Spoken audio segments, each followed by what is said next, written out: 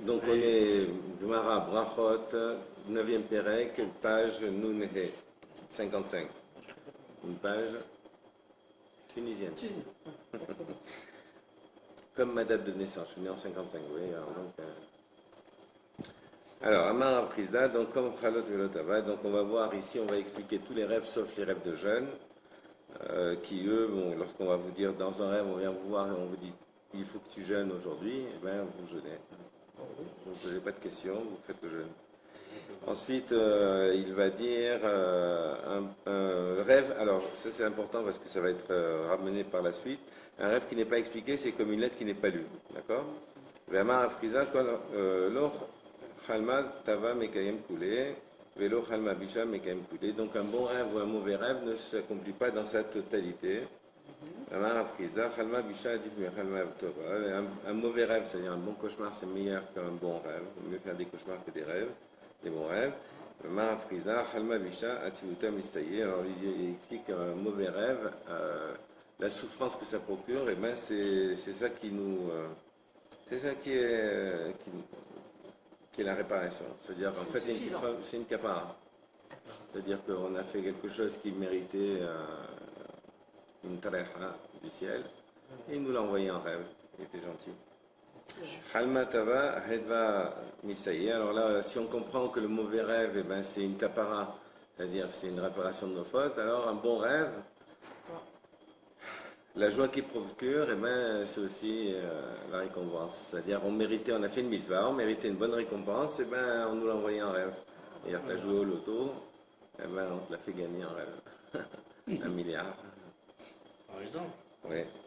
Alors après, on va nous expliquer que le rêve est comparé au blé. Pourquoi? Parce que le rêve, si vous voulez, il ne s'accomplit pas en totalité. De la même manière que le son, il y a une couche de son qui protège le grain de blé, eh bien, de la même manière, il y a un décor au niveau du rêve qui est là pour, en fait, pour nous, comment dire? C'est-à-dire, voilà, il y a un décor pour nous donner une image, par exemple, pour nous faire passer un message.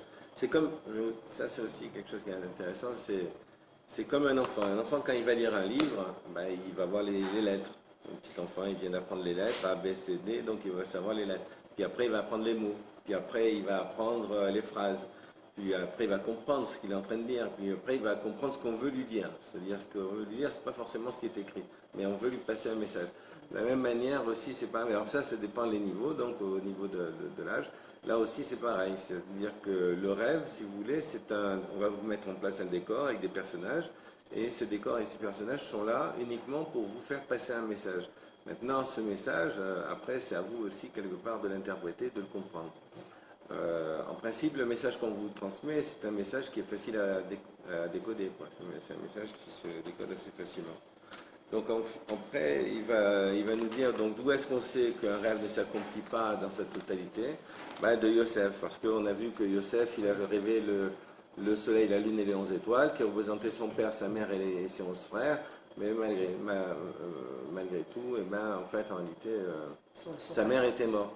Et comme voilà, sa mère était morte, et comme sa mère était morte, automatiquement, on voit que le rêve, il y avait un problème. Mais pour équilibrer le rêve et puis faire en sorte que le rêve soit compréhensible d'après l'image qu'on veut lui donner, on est obligé de mettre le soleil et la lune pour lui dire, voilà, ton père, ta mère et les 11 étoiles. Même si la mère n'est pas là.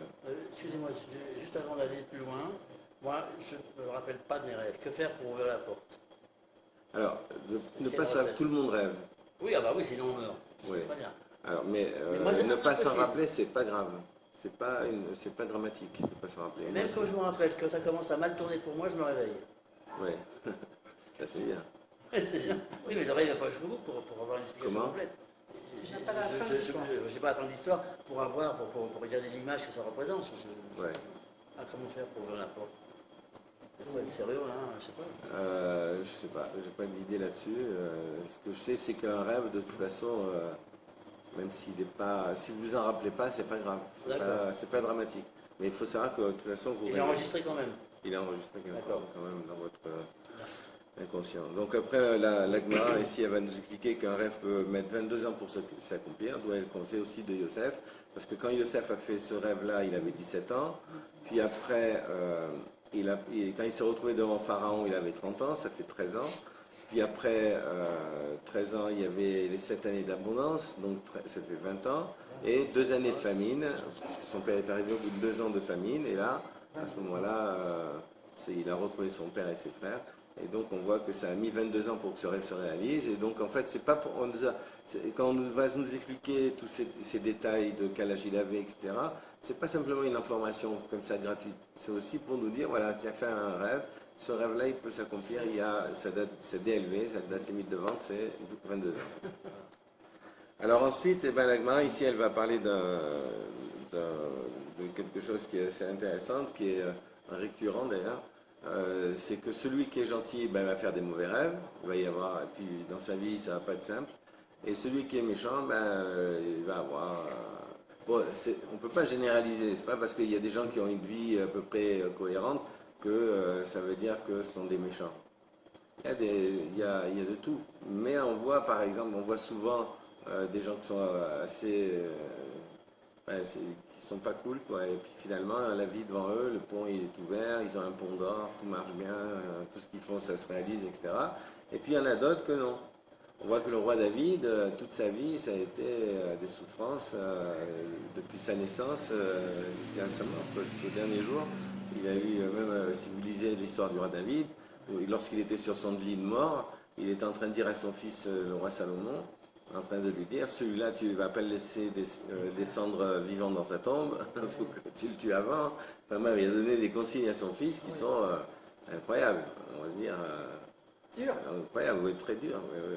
Et pourquoi? Parce que, bon, on l'a fait souffrir, et on l'a fait souffrir alors que finalement, lui, qu'est-ce qu'il voulait faire? Le bien, quoi. C'était quelqu'un qui voulait apporter que le bien, quoi. Et donc, on va voir ici, donc un homme bon, on lui donne que des bons rêves, et un homme mauvais, on lui fait que des mauvais rêves, un petit peu comme l'histoire que je vous ai raconté déjà, Al Capone, je l'ai rappelé. L'histoire d'Al Capone. On lui fait que des bons rêves. Un homme gentil, il fait que des mauvais rêves, et un homme méchant ne fait que des bons rêves. J'avais raconté l'histoire d'Al Capone. Non, vas-y, j'ai le temps que oui.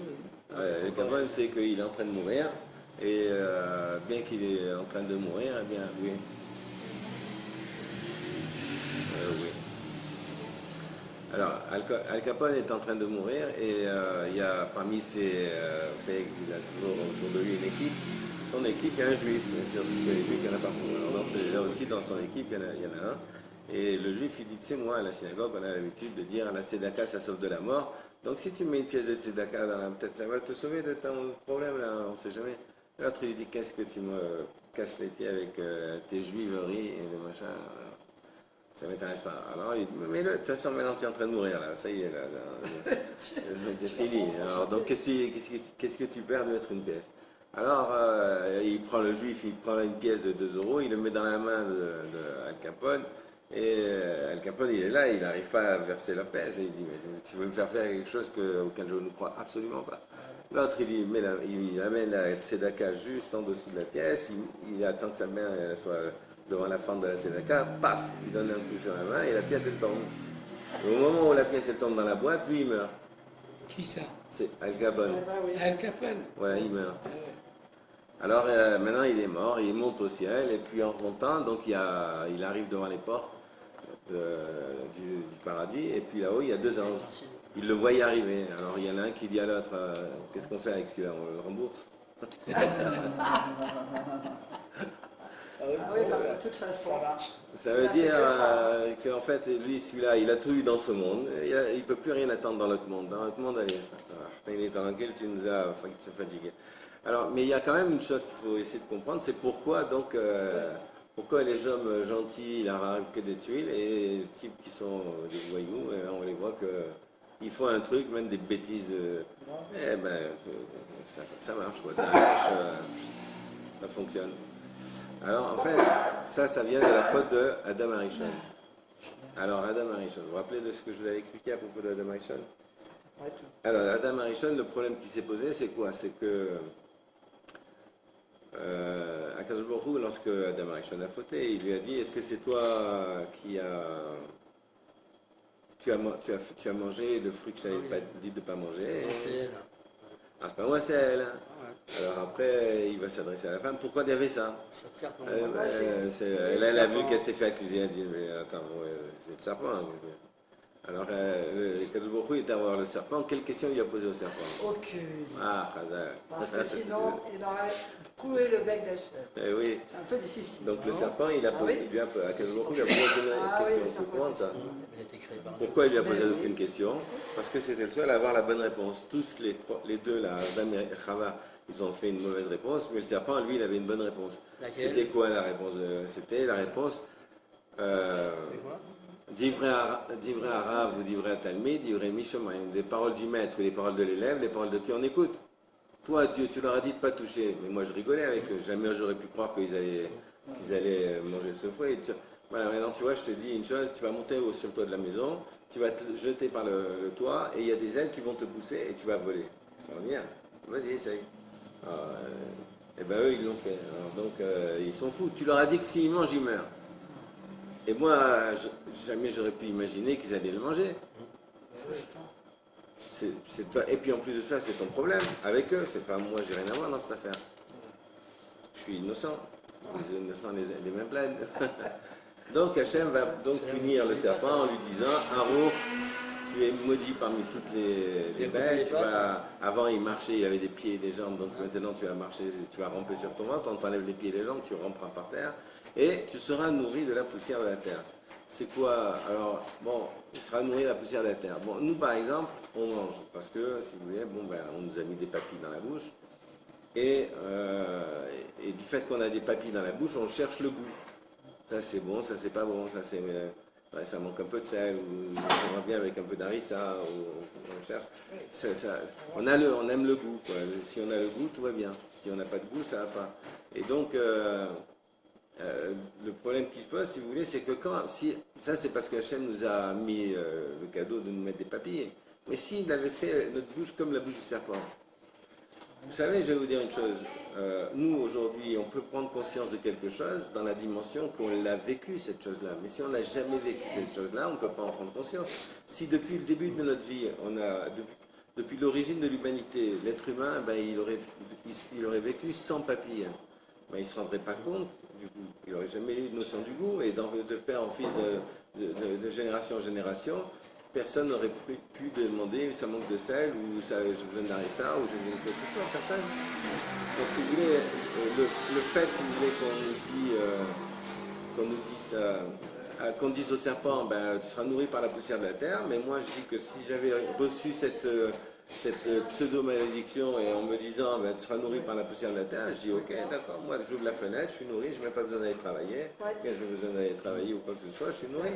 Vous vous rendez compte de l'infrastructure qu'il faut mettre en œuvre pour pouvoir nourrir l'humanité? Il faut aller chercher les fruits et les légumes dans le monde entier, il faut les prendre suffisamment pas mûrs, enfin verts, pour que ça puisse supporter le transport. Quand ça arrive là, il faut vite les cuisiner parce que sinon ça va passer. Chez nous à la maison, ça dure maximum une semaine. Donc c'est énorme, il faut aller faire les courses, il faut nettoyer, enfin il faut laver, il faut éplucher, il faut cuire, enfin il faut cuisiner, c'est quelque chose absolument colossal. Donc la problématique c'est ça, c'est pourquoi finalement le serpent, en quoi c'est une malédiction, quoi? Parce que le serpent a reçu. C'est une malédiction? Une malédiction, on peut penser ça. Oui. Oui, mais si justement tu n'as pas besoin de faire tout l'effort d'infrastructure pour se nourrir. Oui, mais là aujourd'hui tu réfléchis comme ça. Parce que toi, dans ta mémoire, le fait que tu te mets à table et que c'est bon, voilà. Mais il doit chasser le serpent comme les autres bêtes. Non. Comment? C'est sous ses pieds la terre. Non, lui il rampe. Il a même pas besoin. Non, mais il mange pas la terre. Il mange la poussière de la terre, mais il est nourri. En même temps, puisqu'il a le nez contre la terre, donc dès qu'il respire, il est nourri. En quoi c'est une malédiction? Si nous on était nourris de la même manière. Il se nourrit d'insectes, il se nourrit de petits rongeurs. Les micro-éléments, il mange si nous on était nourris de la même manière, on serait d'abord de génération en génération, on se serait rendu compte de rien. Et en plus de ça, aujourd'hui, on n'aurait aucun effort à faire. C'est une malédiction. Oui, mais en quoi c'est une malédiction? Parce qu'on n'aurait rien bâti, on n'aurait Non, jamais cherché à on comprendre. n'aurait pas pu faire de bracha. Oui, en plus. Ouais. Ça veut dire qu'en fait, Akadosh Baruch Hu, quand il lui a dit tu seras nourri par la poussière de la terre, ça veut dire toi, je veux plus t'entendre. Eh oui. Toi, dehors. C'est-à-dire dans ce Il monde, fait eh ben, seulement. tu vas vivre tout seul. De la même manière, il y a des gens, si vous voulez, dans ce monde où tout leur réussit du premier coup. Dès qu'ils ouvrent un truc, ils marchent, plaque, ça marche tout de suite. Et ils ouvrent et ça. Ouais, Akadosh Baruch Hu, il leur donne tout dans ce monde parce que justement, Parce qu'il n'y a rien après pour eux. il y a. Après, quand ils vont arriver dans l'autre monde, ouais, ça y est, t'as tout reçu dans ce monde, qu'est-ce que tu veux? Rien, Parce il qu'il y a les pas laisse pour sous, toi. il les laisse sous l'effet des astres. Voilà. C'est eux leur chance. Donc il y a des milliers de races de serpents. Le premier serpent, c'était un serpent. Après, il y a eu, Dieu il a créé toutes les races de serpents. Donc, Au départ, ça si satisfait tu Dieu, veux, ça. non, mais attends, il y a un serpent parmi tous les serpents et toutes les races de serpents, il y en a un qui est le serpent de la création dans lequel on parle. Oui, mais il n'y a plus de pattes. Parce que le cinquième jour, Akadosh Baruch Hu a créé le serpent le cinquième jour, puisqu'il avait marqué que Vaïvra Tanini Magelolim, le cinquième jour. Il a créé des grands reptiles. Les grands reptiles, y compris le serpent, tous les reptiles, tout ce qui est reptile, tout ce que tu vois, les crocodiles, les dinosaures, les brontosaures, les T-Rex, tout ce que tu veux, ben, ça s'appelle les Tanini Magenodim, les grands reptiles. Et ben, tout ça, ça a été créé le cinquième jour. Donc, mais il y en a des milliers qui ont été créés. Maintenant, il y en a un parmi tous ces animaux-là qui a voulu devenir un être humain, qui a voulu... Mais les autres, ils auraient dû garder leurs pattes, alors, les autres races Comment de serpents. Les autres races de serpents auraient dû garder leurs pattes à ce moment-là. Ouais, c'est possible. C'était l'ancêtre de tous les serpents. Peut-être, je ne sais pas. Peut-être, Je ne suis pas capable de répondre à ça. C'est ce que je veux dire. Je pense plus à cette version-là. Ouais, C'est une bonne question que je vais poser des questions. Ils avaient le même type de vie quand même, de toute façon. Pardon? Ils avaient le même type de vie, quoi qu'il arrive. Ouais. Donc voilà, en fait, l'idée, si vous voulez, c'est quoi? C'est que quand quelqu'un il reçoit tout gratuit dans ce monde, sans effort, sans souffrance, sans problème, en fait, en réalité, ben, c'est qu'on est en train de lui faire manger ce monde et que derrière, eh ben, il n'aura plus rien. Exactement. Et la difficulté dans ce monde, en fait, c'est une bracha. Le fait que Hachem a dit à l'homme, à Adam Arishon, il lui a dit Beza faferha tochal lechem, à la sueur de ton front tu mangeras ton pain. En fait, plus il y a de mal à créer ton entreprise, plus il y a de mal à gagner ta vie, à construire ta société, à construire tes choses, et plus en fait en réalité la chose va être chère à tes yeux. Pourquoi? Parce que tu as travaillé, tu as sué, tu as trimé pour construire ce que tu es en train de construire. C'est pas facile, ça s'est détruit, si tu as reconstruit, ça s'est détruit, tu as reconstruit, et comme ça, et finalement à la fin, ben, tu sens, enfin je veux dire, tu en as bavé, quoi, et donc en réalité, ça te tient à cœur, tu maîtrises tous les... Et c'est ça en fait, en fait nous on pense que c'est une malédiction, et c'est pas une malédiction, c'est une bracha. La difficulté dans ce monde est c'est une bénédiction, c'est pas une malédiction du tout. D'accord? Donc voilà l'idée qui est ici. Maintenant, alors, on va passer au cas d'un gars qui a fait un rêve mauvais, il a fait un très très mauvais rêve. Il va voir, c'est marqué, Yefteneru bifne shlosha, il doit se faire interpréter devant 3 rabbins. Il doit y avoir 3 rabbins, un beddin, c'est-à-dire, vous savez qu'un beddin, le minimum d'un beddin, c'est 3 personnes. Donc il va aller voir ces 3 rabbins et il va se faire interpréter le rêve. Alors la Gemara, elle dit, mais quoi, il va se faire interpréter le rêve, c'est quoi l'histoire? Il n'a pas besoin de se faire interpréter. Un rêve qui n'est pas expliqué, c'est une lettre qui n'est pas lue. On t'a envoyé une lettre recommandée, laisse-la dans la poste, on ne va pas la chercher. Ne t'occupe pas de ce genre de choses. Alors, la Gemara, elle va corriger, elle va dire non. On ne va pas dire qu'il va ouvrir le rêve, il va se faire interpréter le rêve, on va dire qu'il va se faire bonifier le rêve. Yetivin, il va se faire bonifier le rêve. Alors, donc en fait, on va voir ici, si vous voulez, qu'un rêve peut être interprété d'une façon différente. Et qu'en réalité, c'est la façon dont on va l'interpréter qui va modifier les choses. Si maintenant, nous on vit dans des époques où finalement les gens ils parlent pas, ils restent avec leurs trucs, on ne sait pas exactement ce qui se passe, on ne sait pas ce qu'ils ont dans la tête, etc. Et que donc la personne elle ne sait pas quoi faire, il va y avoir ces 3 rabbins qui vont venir. Il y a 3 rabbins qui vont dire, que chacun, ils s'assoivent, donc ils sont 3, et il y en a un qui dit, que chacun d'entre nous dit quelque chose que l'autre n'a jamais entendu, et le premier va raconter à propos du rêve. Il dit, voilà, celui, Hayman de Chaza Khalma, Velo Yadel Mael Chaza, il a vu, mais il ne sait plus ce qu'il a vu. Likum Kame Kahane, Beaïdna de Barsa Yedayou, il doit se lever devant les Kohanim au moment où ils étendent leurs mains, Velema, il doit dire de cette façon-là, Ribono Shalom, maître du monde, Mani Shelecha, moi je t'appartiens. Les chalomot shelecha, et tes rêves t'appartiennent. Chalom chalamti, j'ai fait un rêve, veini yodea mahu, et je ne sais pas à quoi ça correspond. Ben shechalamti ani leasmi, peut-être c'est moi qui est concerné dans ce rêve. Ben shechalamu li achaveri, peut-être que c'est des amis à moi qui ont rêvé de moi et que finalement j'ai vu ce rêve qu'ils ont fait eux à travers mon rêve. Ou ben shechalamti ala harim, peut-être c'est moi qui ai rêvé pour quelqu'un d'autre.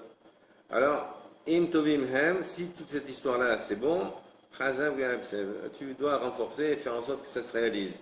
Parce qu'on voit que les rêves de Yosef, ils se sont réalisés.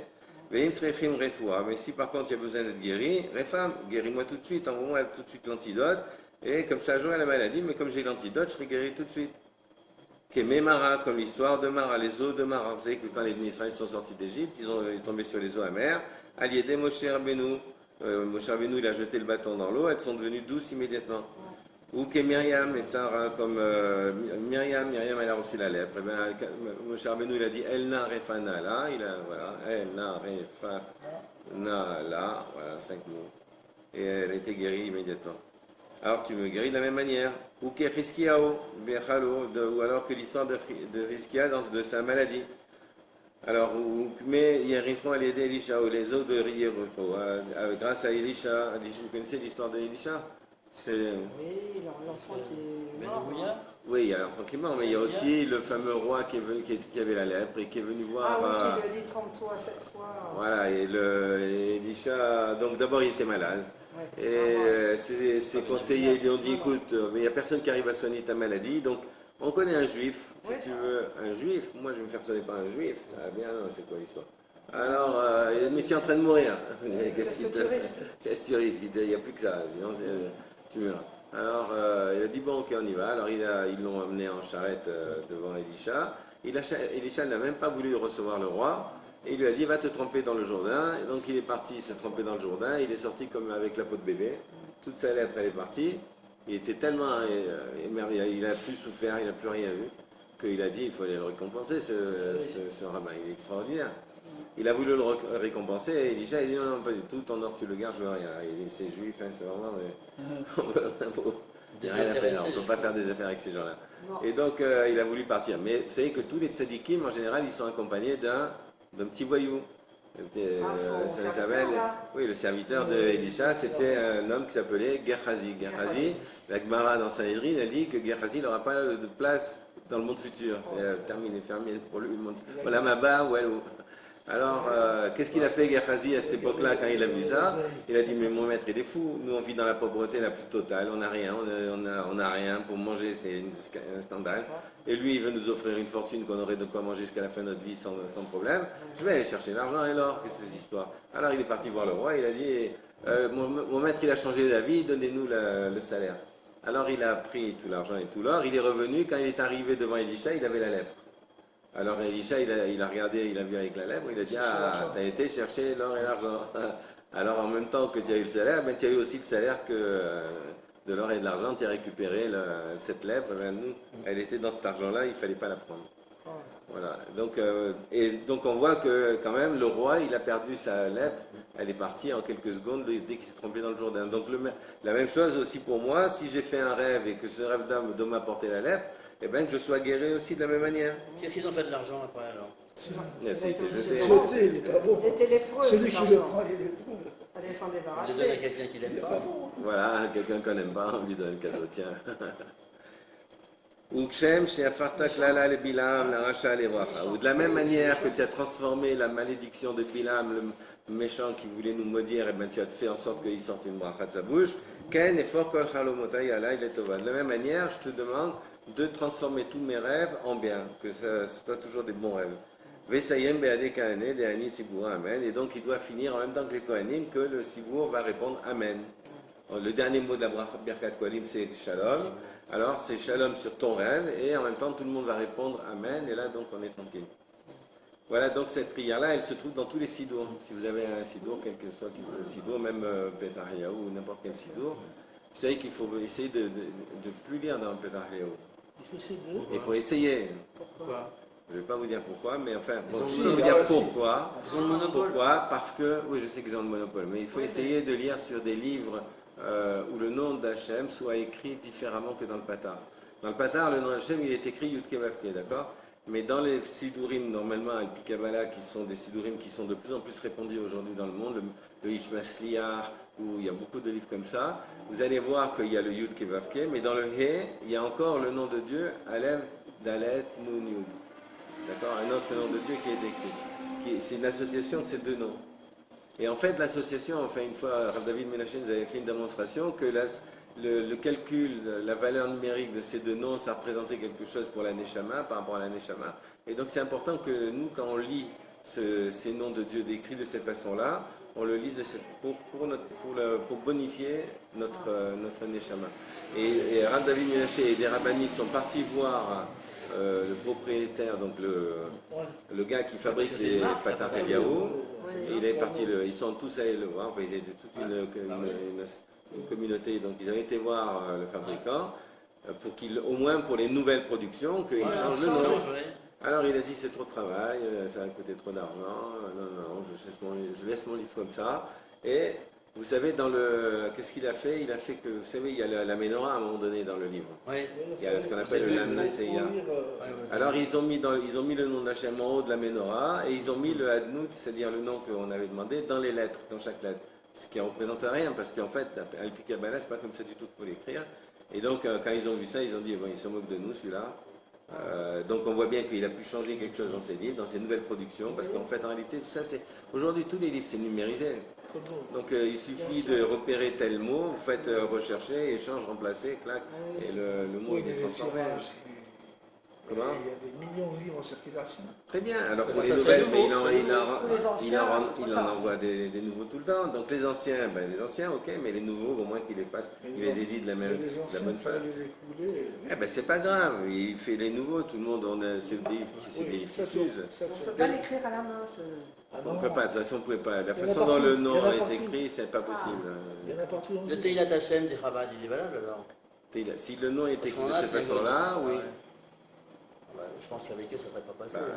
Je ne sais pas, il faut regarder. On en a dans le synagogue. Normalement, le Teilat Hashem de Chabad, il est écrit de cette façon. Je vous montrerai ce soir. Comment il est écrit. L'arme de la parole. L'arme de la parole aussi, il est écrit comme dans le Patar. Pareil. Monsieur Barbie, c'est pareil, c'est la même. Ouais. C'est pas bon. Il a édité avec. Bon. Je plaisante. Non, mais c'est étonnant parce que dans toute yeshiva, tu as parlé. Alors là, maintenant, on est en rapport avec celui qui a peur du mauvais œil. Alors, comme on a dit, le mauvais œil, il y a des tas de gens qui étaient intéressés par le cours sur le mauvais œil, mais on y est. Alors, qu'est-ce qui se passe sur le mauvais œil? Le mauvais œil, en fait, en réalité, il ne faut pas y croire. Ça n'existe pas. Alors, il ne faut pas y croire, puisque ça n'existe pas. Malgré ça, la Torah va nous dire que 99% des gens qui meurent, c'est à cause du mauvais œil. Alors, il faut savoir. Soit ça existe, soit ça n'existe pas. Soit, il faut y croire. Soit il ne faut pas y croire. 5 doigts dans tes yeux, ça existe pas. C'est que le problème, comment? 5 doigts dans tes yeux, comme les Tunisiens, non, là, on va parler d'un homme qui est justement complètement omnibulé par l'Aïnara. Il y croit fermement, mordicus, et donc il va falloir trouver une solution pour l'aider à faire sauter ce qu'on appelle le Aïnara. Alors comment elle fait? La Gemara va nous dire, tu prends ton pouce donc de la main droite, tu le mets dans la main gauche, tu mets le pouce de la main gauche dans la main droite. Et au moment où tu fais ça, pas ici, mais à la maison, oui. Quand tu fais ça, tu dis, je suis de la descendance de Yosef Hatzadik, dont l'Aïnara n'a pas d'emprise sur lui, donc moi, toutes ces histoires d'Aïnara, ça ne me touche pas. Quand tu fais ça, vous savez qu'intellectuellement, ça on va expliquer ça plus bas, l'intellect, il nous conduit là où on veut aller. Et même si des fois il y a des embûches ou des difficultés, etc., si on persiste, on peut briser les barrières et puis on peut quand même y arriver. La Gemara, ici, elle va parler de plusieurs cas. On va voir Shmuel, par exemple. Shmuel, quand il faisait un mauvais rêve, il disait Dieu nous parle avec des rêves qui veulent rien dire. Alors après, quand il faisait un bon rêve, il disait Dieu nous parle avec des rêves qui veulent rien dire. Il disait le même passage. Une fois il le disait d'une façon, une fois il le disait d'une autre. Voilà. Et donc on va voir que l'histoire de comment il s'appelle Rabbana qui lui a fait un rêve. Une fois il a fait un rêve. Il était habité à Jérusalem. Il y avait 24 interprétateurs de rêves. il va aller tous les voir. Et chacun lui a expliqué d'une façon différente. Et les 24 interprétations qu'il a reçues, elles se sont toutes réalisées pour dire que le rêve marche d'après l'interprétation. C'est-à-dire que quand tu te fais interpréter un rêve, il faut faire attention avec qui tu vas parce que, en fait, en réalité, c'est l'interprétation qui va générer. Alors pourquoi ça marche comme ça? Parce que c'est marqué dans la Torah, dans le chemin où l'homme veut aller, Dieu l'accompagne.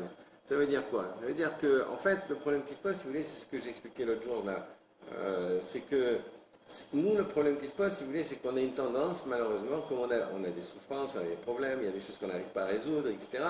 On a des souffrances dans ce monde qui font qu'on est quand même, on se sent quand même un petit peu concerné par les souffrances des gens. D'ailleurs, on voit les gens qui ont des souffrances, ça nous intéresse que les gens ils aient des petits bricoles, des problèmes. Pourquoi?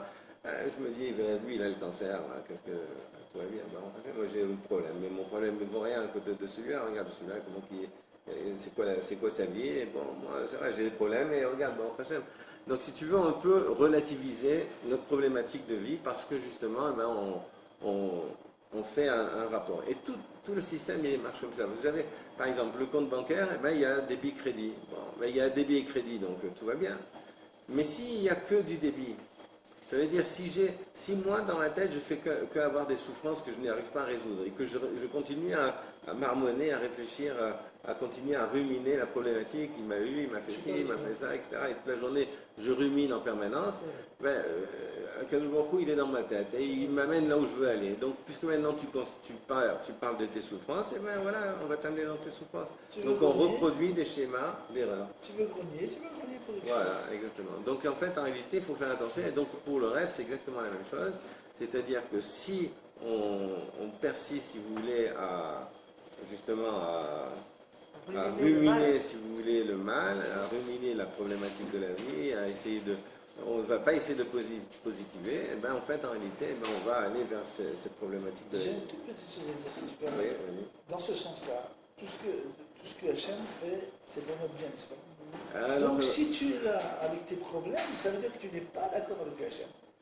Tu dis comment? Tu me bloques tous ces problèmes? C'est pas normal. Hachem, c'est vrai qu'il est là pour notre bien, mais ça, c'est une vision judéo-chrétienne. Alors attention, c'est bien de penser que Hachem, il est là pour résoudre nos problèmes, mais en fait, il n'est pas là du tout pour résoudre nos problèmes.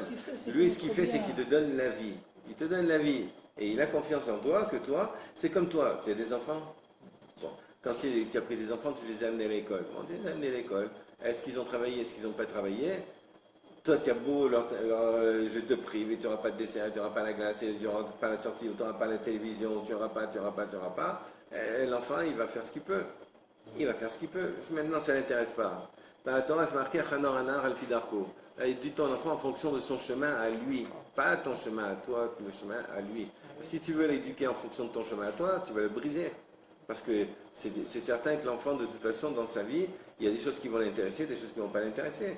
Et donc lui, il a envie d'innover, il a envie d'exister par lui-même. Il n'a pas envie de reproduire des schémas de quelque chose qui a... Il y a un courant quand même. Il y a un courant, mais c'est vrai qu'il y a beaucoup d'enfants qui vont au Hachem, ils suivent leurs parents. Mais il y a aussi beaucoup d'enfants qui ne suivent pas. Il y a aussi beaucoup d'enfants, et donc la Torah, elle est bien ferme là-dessus en te disant, attention, essaye d'observer ton fils ou ta fille, et essaye de voir dans quoi ils se réalisent bien, et de les encourager dans ça. Moi, ma fille, je vous donne un exemple, ma fille, quand elle m'a téléphoné, elle avait 15 ans, elle était nulle pratiquement dans toutes les matières. Et un jour, elle me téléphone, elle me dit, papa, écoute, tu sais, je voudrais faire styliste. Ça m'intéresserait de faire styliste. Je lui ai dit, moi, c'est styliste, je me suis dit, c'est une folie. Non, au lieu de rentrer dans ce schéma-là, je dis, ma fille, mais c'est extraordinaire, c'est magnifique, c'est une super idée. Vas-y, fonce. Papa, mais tu te rends compte de ce que tu me dis? Maman, elle n'est pas du tout d'accord, elle me dit que je suis folle. Alors j'ai dit, écoute ton cœur. Écoute ton cœur. Moi, je ne suis pas... Maintenant, il y a la différence entre ton père et ta mère. Eh bien, tu écoutes ton cœur. Tu saches une chose, c'est que si ton cœur il te pousse à faire ça, ben fais-le. Alors, elle a commencé, quand même, malgré tout, contre l'avis de sa mère, à fonctionner en cachette dans ce qu'elle voulait faire, parce que moi, j'ai encouragé derrière. Et puis, petit à petit, de styliste, c'est devenu graphiste. Et maintenant, elle fait graphiste. Et maintenant, elle a un poste à la Torah Box. Oh, mais elle fait, c'est elle qui fait tous les graphiques, les maquettes, les trucs, les corrections, elle fait les sous-titrages, Elle avait les capacités. Comment? Elle avait les capacités de le faire. Elle avait, bien sûr, mais tout le monde, tous les enfants ont des capacités. Oui, on ne parle pas d'handicapés. Si un enfant c'est un handicapé, c'est un trisomique ou je ne sais pas quoi, on ne parle pas de ça. On parle d'un enfant normal qui a envie de se construire, etc. Et ben, en fait, en réalité, quand on l'encourage, ça lui ouvre la porte. Ça lui ouvre les portes, ça ne l'envoie pas vers la drogue ou des trucs comme ça. Au contraire, il faut essayer de voir qu'est-ce qu'il aime et l'envoyer dans ce qu'il aime. Et ben, ça lui ouvre des portes. Et là, toutes ces notes sont remontées et ben, franchement, elle a trouvé un équilibre. Donc en fait, en réalité, la vie, c'est un peu comme ça, quoi. La vie, il faut essayer de... Alors le problème aussi, c'est quoi? C'est que ma fille, quand elle avait le doute sur ça, ben, c'est moi qui est venu... Vous savez, on dit le malade, par exemple, on parle d'un rave qui était malade. Et puis il y a un autre rave qui est venu le voir, il a dit, est-ce que tu veux arrêter de souffrir? Il dit, ah ben oui, qui c'est qui veut continuer à souffrir? Alors il a dit, donne-moi ta main, il a donné sa main, il est guéri. Il a guéri instantanément. Et de là, la Gemara, elle va nous dire quoi? Que nous sommes tous en prison. On est tous en prison, en permanence. Le seul truc qu'il y a, c'est qu'un jour, il faut qu'il y ait quelqu'un qui vienne nous ouvrir la porte de l'extérieur. C'est-à-dire qu'en fait, en réalité, des fois, on est face à des doutes. Qu'est-ce que je fais? Est-ce que je fais ça? Est-ce que je ne fais pas? Je dois aller, Et d'un coup, il y a quelqu'un qui va venir, soit il va nous enfermer 2 fois plus dans un métier fou qu'est-ce qu'il est en train de faire, ou alors soit il va te dire, ben non, au contraire, c'est une très bonne idée, fonce. Écoute, tu devrais faire comme ça et comme ça, vas-y, essaye de trouver des solutions de cette telle ou telle façon. Et donc, il va nous encourager, et là, il va nous faire sortir de prison. C'est-à-dire qu'il va nous libérer, il va nous permettre vous savez, quand on reçoit la Birkat Kohanim, c'est marqué que les Kohanim sont comme un tuyau. C'est-à-dire qu'eux, ils reçoivent la bracha d'Hachem, et eux, ils nous l'envoient, ils nous la transmettent. Donc, si vous voulez, en fait, en réalité, on a une bracha qui vient sur nous. Cette bracha qui vient sur nous, eh ben, il faut la faire sortir. Maintenant, pour la faire sortir, tout seul, on ne peut pas y arriver. On a besoin de quelqu'un qui soit à l'extérieur, qui nous voit, qui conseille, et qui, à un moment donné, va décider, oui, moi je pense que tout ce que tu es en train de faire, c'est bien, et il va nous encourager, et il va nous permettre d'avancer et de nous faire exister. Toute la problématique, elle est là. Donc le rêve aussi, c'est pareil. Pourquoi on va se le faire interpréter? Pourquoi moi je ne suis pas capable d'interpréter mes rêves? Parce qu'en fait, en réalité, j'ai besoin de quelqu'un d'un œil extérieur, quelqu'un qui n'est pas concerné par moi, qui n'est pas concerné par ma vie, et qui va voir ce rêve et qui va me donner une explication. Maintenant, si cette personne, elle me déteste, ça va être une catastrophe. Mais si cette personne elle-même, c'est pour ça qu'on te dit, si tu dois te faire interpréter un rêve, il faut aller voir quelqu'un qui t'aime. Et donc, à ce moment-là, tu es sûr que cette personne, elle va t'ouvrir correctement le rêve, et les choses vont se passer comme il faudra se passer. Il y a 3 rêves où tout le monde est d'accord. Comment? Il y a 3 rêves où tout le monde est d'accord. Le rabbin, c'est d'accord. Oui. C'est la Torah qui brûle. Oui. Et 4 sédans, le 3e. Oui, c'est ça. Oui, il y a des rêves. Il y a d'ailleurs un livre qui est sorti à Paris, en fait, depuis très longtemps, qui s'appelle La clé des rêves. Je ne sais pas si vous connaissez. C'est un très bon livre qui a été écrit par le Rav Shlomo Almoli, qui est un très vieux livre, et qui lui a repris pratiquement tous les endroits dans la Gemara où on va expliquer, parce qu'ici aussi on explique certains rêves qui ont été expliqués. Si c'est marqué dans la Gemara, c'est que c'est comme ça que ça se réalise. Et donc en fait, en réalité, on peut comprendre les choses d'une façon, on peut lire nos rêves d'une certaine façon. Quel est ce livre-là? Le rêve s'appelle La clé des rêves de Shlomo Almoli. Almoli, A-L-O, Almoli, voilà. M-O-L-I. Il n'y a pas que des mauvaises choses, il y a plein de belles choses. Oui, dans ce livre, il faut lire aussi les introductions, il faut lire tout. Et si vous tombez sur une interprétation qui n'est pas très bonne, il faut tout de suite fermer le livre. Ne lisez pas l'interprétation, ça ne sert à rien. Vous allez après, malheureusement, faire des choses qui ne sont pas très cool. La Gemara ici, donc après cette histoire-là, va nous poser, donc on avance, on arrive dans des endroits donc, nouveaux, où la Gemara, elle va nous présenter plusieurs histoires, 2 histoires, après une 3e avec Baradia, mais il y a d'abord 2 histoires importantes qu'il faut absolument connaître. Amarle Kessar, Léa, Rabbi Yoshua. Donc Kessar, c'est le César romain. Donc il va parler avec Rabbi Yoshua et il va dire Amritu de Chachmitu Tuva. On dit que vous êtes très intelligent. Alors, comme c'est le César, et que c'est un rabbin, alors il va lui dire dis-moi qu'est-ce que je vais rêver cette nuit. Ça veut dire, c'est pas qu'est-ce que j'ai rêvé la nuit dernière. Non, qu'est-ce que je vais rêver la nuit prochaine. Qu'est-ce que vous en pensez? C'est pas mal, hein? On peut arriver à trouver ça. Alors, maintenant, lui, qu'est-ce qu'il va dire? Vous savez, le César, à l'époque, il était en guerre contre les Perses. Un roi qui est en guerre contre les Perses, de quoi il a peur? Il a peur que les Perses ils le chopent et puis qu'ils lui fassent... Alors lui, le Rav, qu'est-ce qu'il va faire? Il va lui confirmer ses peurs. Il va lui dire, les Perses ils vont te capturer et ils vont te faire moudre des dattes avec un bâton en or. Le bâton en or, parce que lui, c'est le César, il a l'habitude de se balader avec des trucs en or, donc il faut qu'il y ait une petite réalité dans son rêve. Et après, il va lui dire, quand même, les Perses, ils vont te capturer. Donc lui, maintenant, déjà, il avait peur de ça. Mais maintenant, il va être préoccupé par cette histoire. Comment ils vont me capturer? C'est quoi cette histoire? Alors, il est préoccupé par ça, il va y penser toute la nuit. Et la Gemara, elle va dire, et dans la nuit, il arrivait à ça. Exactement ce que le Rav lui avait dit. Pourquoi? Parce qu'il était perturbé par cette histoire-là. Et en fait, en réalité, on peut transformer les peurs de quelqu'un, on peut lui confirmer, et ces peurs-là vont se réaliser au moins déjà dans le rêve. Parce qu'il va y penser tout le temps. Vous comprenez? Là aussi, après, c'est la même chose avec Shabour Malka, qui était, lui, le roi des Perses. Il va s'adresser à Shmuel, il va lui dire, Amritou de Chachmitou Touva, toujours pareil. Nous, j'ai entendu comme ça que vous êtes très intelligent.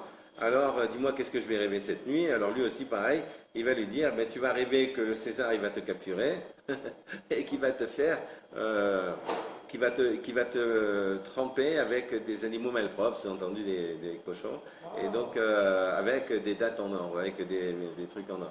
Et toujours dans le même système, le roi va y penser toute la journée, et bien entendu, la nuit, il va y rêver. Donc, voilà comment que ça se passe dans cette histoire-là. Il n'y a pas moyen de faire partir cette mouche. Elle-même, depuis tout à l'heure, on était en bas. Je crois qu'elle m'a suivi. Elle aime tes cours. Elle aime mes cours, voilà, c'est ça. Alors maintenant, nous sommes arrivés à notre cher ami Baradia. Alors Baradia, il avait une réputation qu'il expliquait les rêves. C'est un interprétateur de rêves à Jérusalem. Le problème qu'il y a, c'est que les gens ne connaissaient pas Baradia et ils ne savaient pas. Baradia, c'est le grand religieux avec le serre-tout jusqu'en bas par terre, tu vois, la ceinture. Le Streim, l'épée, tu vois, vraiment, quand tu le vois avancer, ce rave, tu dis, attention, on s'approche avec beaucoup de précautions d'un rave comme ça. Et donc les rabbinim, ils avaient l'habitude d'aller le voir pour interpréter ses rêves. Seulement, ils ont oublié, ils ne savaient pas quelque chose. Il y a une indication qu'ils ne savaient pas, c'est que si quelqu'un donnait de l'argent, il interprétait favorablement, mais si personne donnait de l'argent, il interprétait défavorablement. Donc, vous voyez que... Voilà, lui, écoute, il faut vivre. Il y avait certainement une famille nombreuse à nourrir, et donc il y avait plein de sous. Et donc maintenant, on va raconter qu'il va y avoir Rava et Abaye vers Rava. Donc ils vont rêver tous les deux la même chose. Alors, je me mets ici parce que j'ai de l'ombre. Voilà, donc Abaye vers Rava. Non, ça va.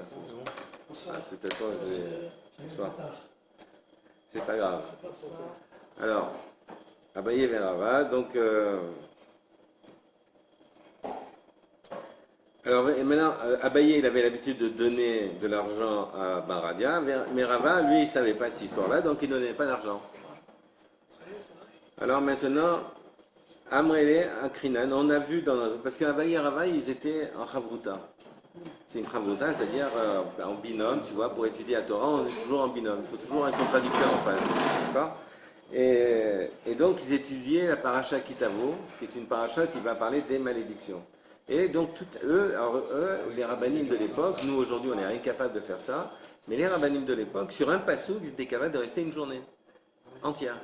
Toute la journée, c'est-à-dire du matin au soir, sur le même passouk, en train de décortiquer le passouk, lettre par lettre, de regarder tous les commentateurs qu'il y avait autour d'eux, le midrash, le ça, d'essayer de comprendre de quoi on parle, etc., etc. Donc, à tel point que la nuit, ils en rêvaient. Ils rêvaient du passouk qu'ils avaient vu pendant toute la journée. Alors, et comme ils étaient en train de rêver donc, de la paracha de Kitavo, alors ils vont dire, on a vu dans notre rêve, Shorecha tovecha le'enecha.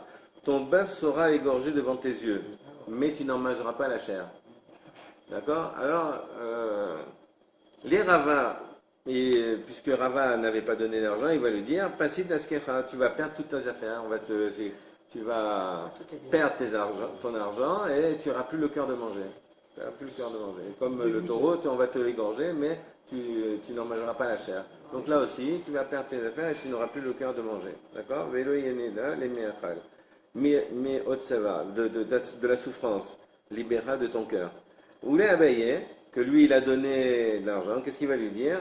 Merchava askera, tes affaires vont se multiplier. Velo yeneda, les meachal, behedva deliba. Et tu n'auras pas le cœur de manger tellement que tu seras heureux de tout l'argent que tu auras gagné. De manger, c'est plus ton problème. Manger de la nourriture, c'est plus ton problème. Donc vous voyez que d'un côté, on va expliquer, donc un, il va perdre ses affaires, l'autre va gagner dans ses affaires. Et tous les deux, comme le truc, c'est quoi? C'est on va égorger ton taureau et tu n'en mangeras pas ta chair. Et bien tous les deux, vous n'en mangerez pas. Un, il ne va pas le manger parce qu'il va souffrir d'avoir tout perdu. Et l'autre, il ne va pas manger parce qu'il aura tellement de bonheur de tout ce qu'il aura fait, il n'aura même plus... Abaye rabbin. C'était une travauta, c'était une paire de rabbins. Et donc on va voir... Mechadva Deliba. Amarlé, alors donc le lendemain, ils viennent, mais alors, ils ne viennent pas ensemble. Parce que s'ils venaient ensemble, le rabbin, il aurait vu qu'Abaye donnait de l'argent. Et voilà... Mais ils ne venaient pas ensemble. Amarlé, Akrinan, nous avons vu dans un rêve, Banim, Luanot, Tolid. Alors tu vas enfanter des garçons et des filles, et ils seront livrés à un peuple étranger.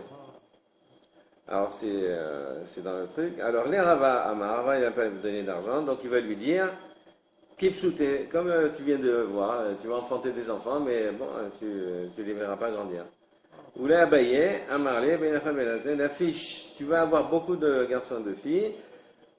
Ou mesivna be'enar le alma, ou medaïem le aper, kedak, azal, beshivia.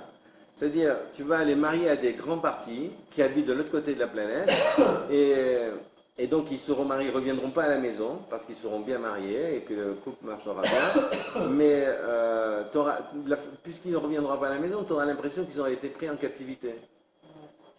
Donc, mais en fait, en réalité, c'est parce qu'ils seront bien mariés. Tandis qu'un Rava, il lui a dit non, tu vas perdre tes enfants. D'accord? Donc vous voyez qu'il n'a pas pitié, quoi, Maradia. Akrinan, alors donc aussi pareil, ils arrivent et ils disent, Akrinan, on a vu dans un rêve, Binecha obnotecha netunim leamacher. Alors il dit, tes enfants seront donnés à un autre peuple. Alors les abayé, amarlé, Binecha obnotecha nafish. Alors tu auras beaucoup d'enfants, comme on a vu tout à l'heure. Atamra, toi tu vas dire, l'écrivera, tu vas dire, ben, on va les marier à mes proches à moi. Abaye va dire, on va les marier à mes proches à moi.